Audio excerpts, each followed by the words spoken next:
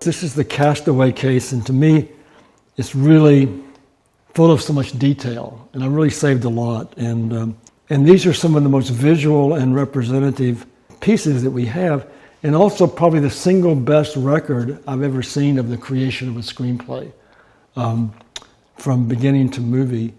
And the other thing about this case is I worked on Castaway, I just realized, about as long as I worked at Texas Monthly. That's how long it took to get this done. And the first things in here from 1994, there's a letter from Tom Hanks to me, and it's already about a draft I did. So I've been working on it at least for a year before that. And it's notes about the plane crash and what happens there, and my notes to him. And this, and then there's another one over here about my experience on the island. But these two pages are from, I would say, 350 pages of correspondence between Tom Hanks and me, and later Jonathan Demme and Bob Zemeckis finally, about the evolution of the script. I probably did 70 plus drafts of this script, and there's a few of them here, and it changed dramatically in the course of the writing. But one of the first things I want to talk about is this huge photograph here of me in a primitive mask made out of a palm husk, and with my handprint and my gourd, my coconut gourd, my fish spear. With the background that's Tiburon Island, Isla Tiburon, which means island of the shark. And that's what's in the waters right there. I could see hammerhead sharks there every morning. So why am I there? Well, Tom had this idea, we were working on Apollo 13, of what happened if a FedEx guy on one of those big planes crossing the Pacific went down and he was on an island. What would that be like? Like, would it be Robinson Crusoe or what? And I said, stop right there, this is great. And so we decided to just explore the idea and to do it. And I researched all these survival narratives, and I wrote a first draft, and it was okay, but it felt like I was on the window looking in. Like if I hadn't talked to any of the controllers on Apollo 13, if I hadn't talked to the astronauts, if I'd just watched other space, I said, I need to figure out what is it really like to be on an island. So I found these Mormon survivalists in Boulder, Utah, and they arranged for me to go to the Seri Indian Reservation. It's 30 miles down a dirt road on the Sea of Cortez. They took me down there and they dropped me off.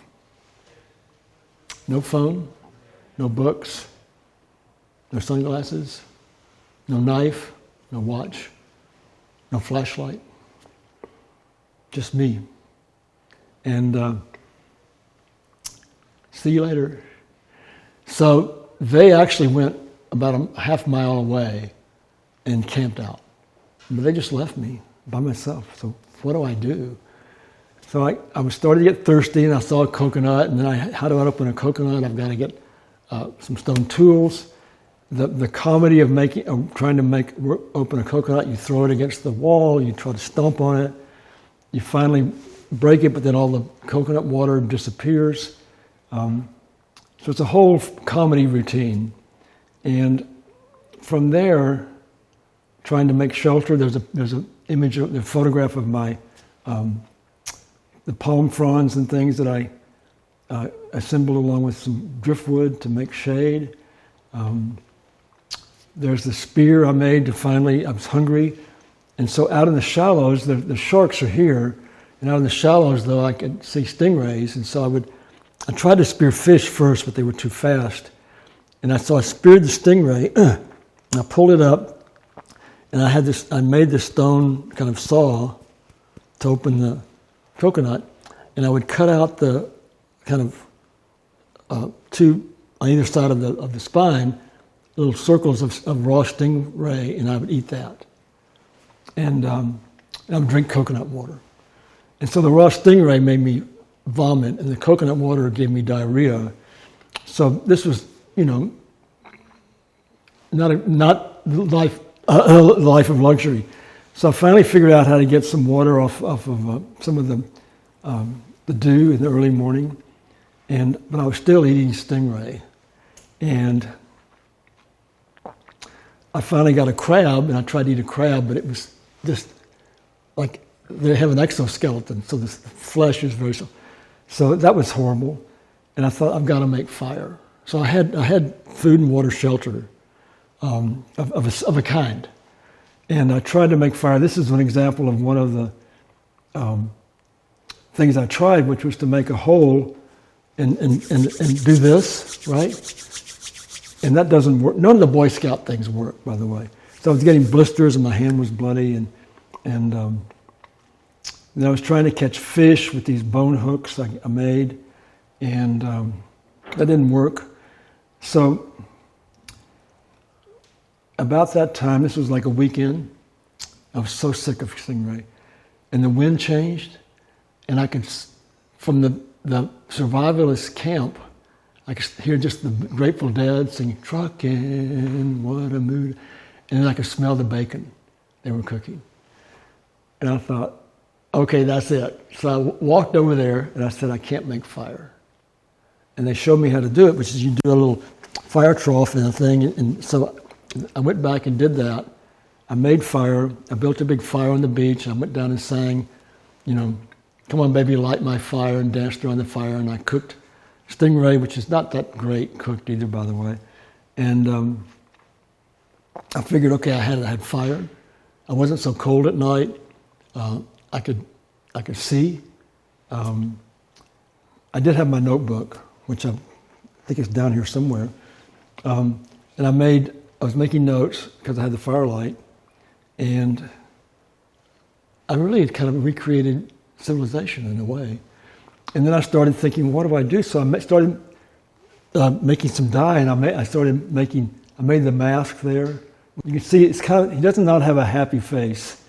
I think he's hungry, and hasn't figured out the script. I just think there's something missing.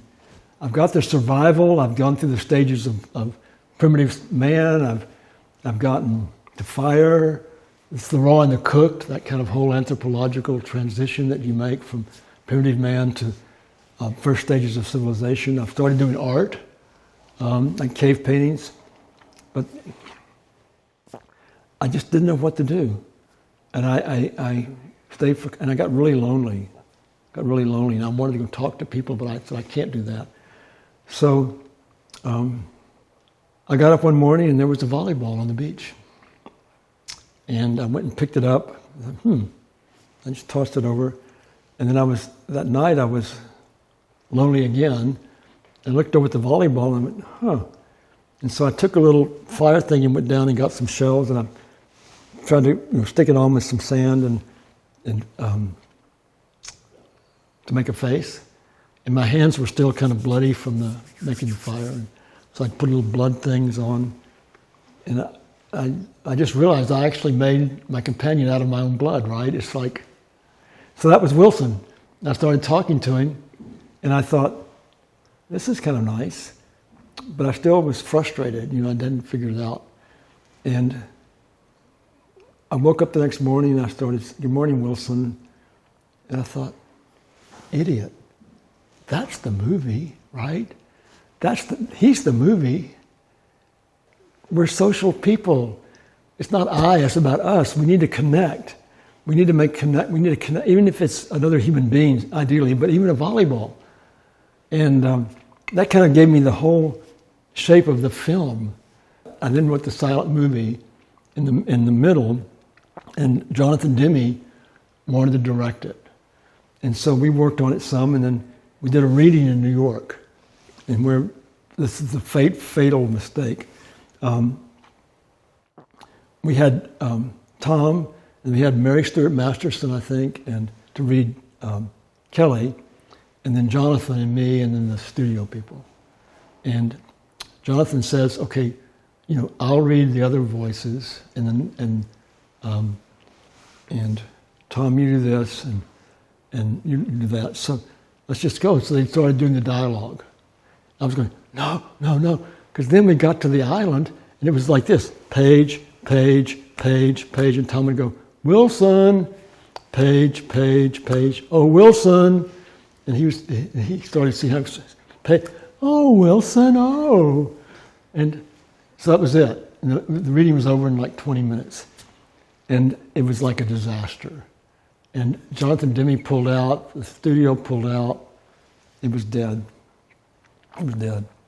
But I just didn't want to give up on it, right? I thought it was still great. So I kept working on it, and I showed Tom a later version. He'd given up. He said, you know who? Let's show this to Bob.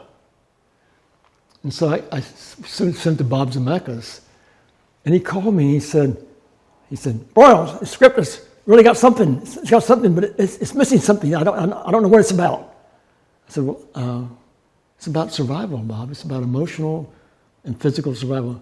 No, that's not enough. Not enough. So he called back a week later. He said, I know what it's about. I said, what? It's about acceptance. I said, okay. Great. And, you know, Bob, from that day on, he was totally in. And Tom was off making Private Ryan and The Green Mile, and Bob and I worked on it for like a year. And we came up with that, my favorite scene, really, which is the storm, and he loses Wilson, right? The losing Wilson scene, I said, this is my Sistine Chapel scene, you know, where just God and Adam just don't quite connect, and you have that scene where he's just trying to reach Wilson, and he shot that so beautifully. But after that, the storm comes and the sails are washed away, everything's gone, he's lost everything. So he's just sitting on the raft, and he holds his oars that he's made, and he lets them go into the ocean. And that's that moment of acceptance, right, that Bob was talking about the whole time. And he gives himself to the ocean, which is symbolic of everything, you know, life, God, death, future. And that's when, and I wanted him to be rescued, not by someone else, or a human by, but by a consciousness kind of from the deep. So I had the whale come up. And the eye of the whale is one of the images from that movie that stays with me so much, because it's looking at him from a whole different consciousness than his own. And I found that very moving. And of course, the studio, when we tried to get it made, would say, the whale is so expensive, that's $1 million whale. Can it just be a dolphin? And so I said, sure, it can be a dolphin, and we can get Wilson back, and they can bounce the Wilson on their nose and play it back and forth. And so we went to the climactic meeting at the studio, and we all wore Save the Whale t-shirts. So we got this much of the whale. I mean, you know, it was originally the whole whale. But that's one of my favorite moments, but it's also, in some ways, it's my coming home from Vietnam movie. I mean, the word Vietnam never appears, but it's kind of like anyone's fundamental life-changing experience, where you go through an ordeal, or you have a mystical experience, or you lose a loved one or a child, or you go to war or whatever, and you come out of that experience, or like the boy in Polar Express. You get transported to the North Pole, and you come out of that experience, and you return home, and you've totally changed, but everybody there is the same, right? And that's how I wrote it. And when he's back there and lying on the floor and flicking the light off and on, or when he's at the buffet looking at the crab legs and starting the fire starter, and we couldn't figure out how to end it. And I always wanted it to start in Texas at this crossroads, and end in Texas. But we had all these ideas. You know, did they start a volleyball camp together? You know, but none of them seemed to match the experience of what he'd gone through. And so we decided just to take him back to that crossroads, and where his whole new life is ahead of him, and let the audience figure out what he would do. The other thing was him delivering that package back that he'd always kept. There it is. And Steve did a beautiful replica of it. But the idea in screenwriting is they have this rule is if you put a gun on the wall in Act 1, you should fire it in Act 3. That is, you don't draw the audience's attention to something without paying it off. But I was having this thing with, I needed a gun in Act 3, and didn't have one, because how does he get off the island? And then you Thai pirate, Sports Illustrated swimsuit issue, whatever, somebody, a tour group. And I know he's got to get off on his own. And I stole this scene from Lawrence of Arabia where he's trying to decide how to capture Aqaba. And he's thinking, and some boys knock a rock down behind him. And he turns and looks, and that gives him the idea to attack it from behind. And so I had these porta potty pieces wash up on the beach, and he stands them up and he's staring at them like Lawrence of Arabia, and the wind blows them over. And it's like, aha. And so he ends up painting the wings, right, on the sails. The wings are his clue how he's going to get off the island. So, and I've always had that box there. I didn't know why, and I thought, well, that's the gun I need to fire in Act 3. I put it in there already in Act 1. I didn't even know it. So FedEx made an interesting commercial about that package. They have a guy dressed as Chuck, goes to the door. He said, I've just been 7 years on an island, holding this package, waiting to deliver it to you. And here, and she says, oh, thanks. And she takes it and starts to close the door. And he goes, wait, what's inside it? And she says, oh, not much, a satellite phone, a fire starter, seeds. Yeah, it's quite a record, honestly. The storyboards, all of the interviews, the artifacts, but it's also kind of about not giving up, because it was 7 years later that this movie opened. And one of the other things that's interesting about it is that the traditional way Hollywood would have made this movie is they would have made a fat suit for him when the plane landed. And they would try to do as much to show how much weight he lost, but it would never have worked, and the makeup wouldn't have worked, and the fat suit would have come off. So Bob had this brilliant idea that we would take a year off, and he would go make another movie with the same crew to keep them working, and Tom would lose weight. He would gain weight going in, and he would lose the weight over that year. And part of my job was to kind of stay in touch with him to make sure he was losing the weight. So we start out, yes, going great. I'm doing this, and I'm on the Atkins, and I've lost 20 pounds, and now I'm doing this exercise, oh, great. And so, like 6 weeks before we were supposed to start shooting, nothing. Like radio silence. Tom, I couldn't find him. I'm thinking, oh, God, he's at McDonald's, He's just going from McDonald's to Whataburger to Wendy's and just stuffing. He couldn't do it anymore. And then he shows up like that. This is a photograph of the first shot after he comes back 5 years later. After he knocks his teeth out. The brilliance of it is, and again, it's what I talked about filmmaking, is you see what he has gone through, the ordeal of the last 5 years written on his body. Like his body tells the story. He's tanned, he's bearded, his eyes are vacant. He spears a fish just like that with one thing. And you really get a sense of what he's gone through. Just from that first image. And that worked because of Bob's idea. We have a map of the island, which became a character in itself. We went to visit that. We found it finally in Tahiti, and Bob and I had to go to the tribe, the people that own the island. It's a sacred island, and we had to do a kava ceremony. We had to put on skirts and sit cross-legged for like 2 hours, and as they pass the kava around, and you go bula, bula, bula, and then you the kava, and we passed, and so they let us use the island. There it is, Monariki. But that became a really big character because it gave us opportunities, and also as first it's only my imagination, right? But then as it becomes real, you get the real cast, you get the real place. You have to then adjust the screenplay to both the challenges and the opportunities that the location affords you. But as I said, there's no score or anything in the whole middle part. It's a silent movie.